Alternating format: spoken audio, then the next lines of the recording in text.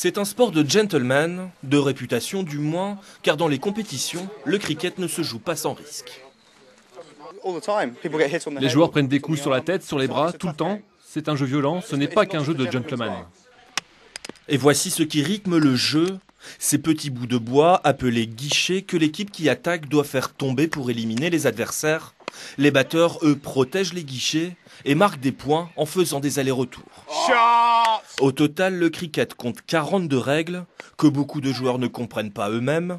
Bref, c'est un sport très british qui n'a jamais vraiment suscité de vocation côté français. Il y en a qui disent que ça date de 1789, quand un match était prévu entre le MCC, le Marylebone Cricket Club, qui sont eux qui tiennent les règles, et la France, et c'était annulé à cause d'une petite bagarre autour de la Bastille. Côté anglais, le cricket, c'est le sport national, même devant le football. On le pratique dès le plus jeune âge à l'école, mais on l'apprécie plus quand les années passent. C'est différent des autres sports comme le football ou le tennis que vous ne pouvez plus pratiquer quand vous vieillissez et que vous n'avez plus le physique. Dans notre équipe, la moyenne d'âge est élevée, mais nous sommes encore suffisamment habiles pour jouer au cricket. Beaucoup l'ignorent, mais la France est vice-championne olympique de cricket.